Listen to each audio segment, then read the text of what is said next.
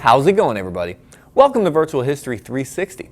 I'm Mr. Wade, and today we are reviewing Florida's updated civics standards. This might be your introduction to the standard or a review before the EOC. Either way, we're going to work through this content together. And I know it might sound complicated, but don't worry. We're going to break it down together. You're going to be just fine. But if you aren't already subscribed to Virtual History, do yourself a favor and click that button now so that you can keep up with all of the standard review videos that are going to be coming out this year. So, what do you say? Are you ready to jump right in with standard CG.2.9? Here we go. First, let's talk about bias.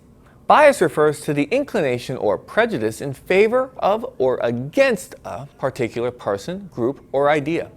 It can manifest in various forms, such as the selection and presentation of news stories, the use of language and the framing of issues.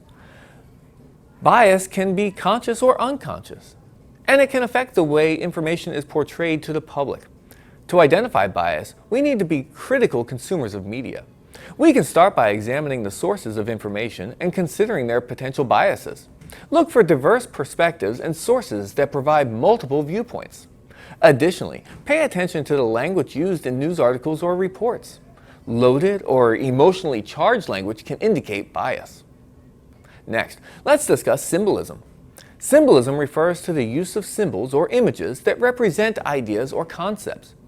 In the realm of politics and media, symbols can be powerful tools to convey messages and evoke emotions. Political symbols can include flags, logos, colors, or even gestures and slogans. Symbols can have different meanings and interpretations depending on the context and the audience. For example, a flag can represent patriotism and unity for some, while for others it may symbolize oppression or division. It's important to critically analyze the use of symbols and consider the intended message and the potential impact on public opinion. Lastly, let's explore propaganda. Propaganda refers to the dissemination of biased or misleading information with the aim of shaping public opinion and influencing people's beliefs and actions.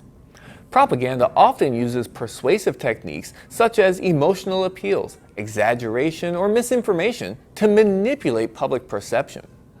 Propaganda can be found in various forms, including political advertisements, speeches, social media campaigns, or even news articles.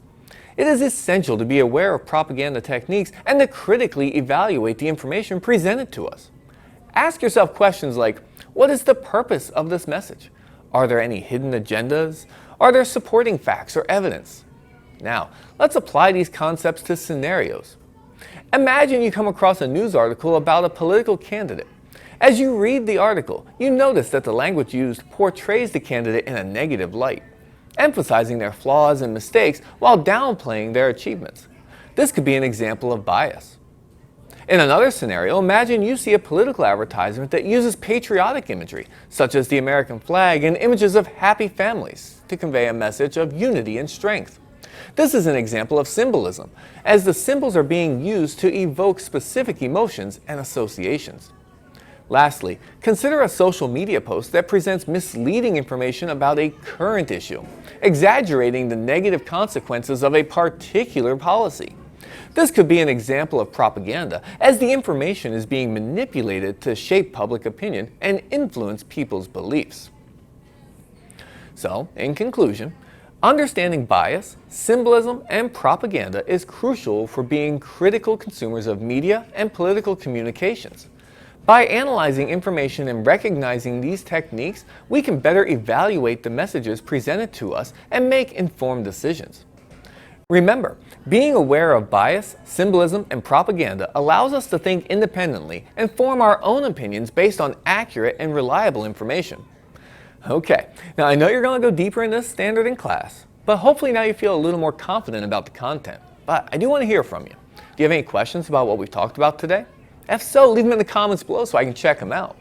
While you're there, check out the link to my spring store so you can get some awesome virtual history t-shirts or stickers like I have here on today. Be sure to use code STUDENT so you can get 10% off your entire order.